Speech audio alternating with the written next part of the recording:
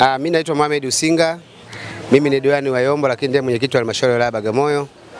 Leo tumemaliza baraza la madiwani robo ya 3. Kikao chetu cha baraza la madiwani lilianza jana kwa taarifa mbalimbali za kata na taarifa za taasisi.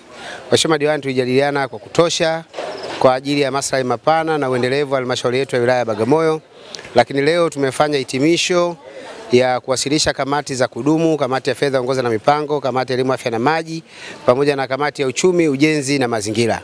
Kikao chetu kimeenda vizuri, kikao kimeenda salama, na waheshimiwa wajumbe wamechangia shughuli mbalimbali za kihalmashauri. Kwa kweli tumemshukuru mkurugenzi mtendaji na wataalamu wake, tumemshukuru na kumpongeza mkuu wetu wa wilaya pamoja na Daktari Samia Suluhu Hassan.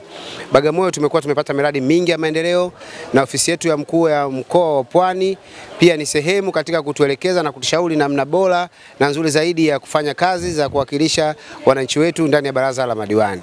Bagamoyo tumepata fedha nyingi zaidi, na fedha hizo tumezielekeza kwenye miradi mingi ya maendeleo kupitia mapato ya ndani na fedha kutoka serikali kuu. Miradi mingi ya maendeleo imetekelezeka, na tulipokuwa ndani ya baraza nimewaeleza kwamba halmashauri inaenda kujenga jengo la halmashauri. Mkandarasi yuko site, tunajenga Bagamoyo Plaza pale tunajenga milioni 800, lakini Badeko tumerejesha, lakini vifaa kwa maana pikipiki kwa watendaji, vishikwambi, master plan ya mji wetu. Kwa hiyo Bagamoyo inaenda kufanya mambo mazuri zaidi. Miradi mingi ya maendeleo tumetekeleza, vituo vya afya, ujenzi wa barabara, taa za barabarani, yote hayo yamefanyika, miundombinu ya maji, yote tumeendelea kusimamia halmashauri yetu ya Bagamoyo. Kwa hiyo halmashauri ya Bagamoyo tumeingia sisi miaka mitano ya nyuma, lakini tulifika kwenye bilioni 3.8. Leo tuna bajeti ya bilioni 8.4.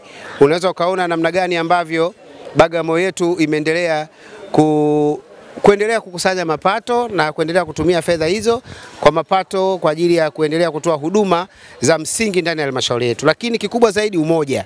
Bagamoyo tumekuwa wamoja sana. Waheshimiwa madiwani wamekuwa wamoja, mkurugenzi na wataalamu wote, mheshimiwa mbunge wa jimbo letu, wote tumekuwa wamoja. Kwa hiyo tunafanya kazi kwa pamoja, tunafanya kazi kwa ushirikiano, tunafanya kazi kama timu. Kwa hiyo tunaamini leo tumemaliza baraza letu, kwa maana ndio mwisho wa mabaraza kwa mujibu wa kalenda. Hatuna baraza lingine tena, bado tutakuwa na kamati ya fedha 2 zilizobaki, lakini kwa maana baraza la madiwani leo ndio tumefikia baraza la mwisho.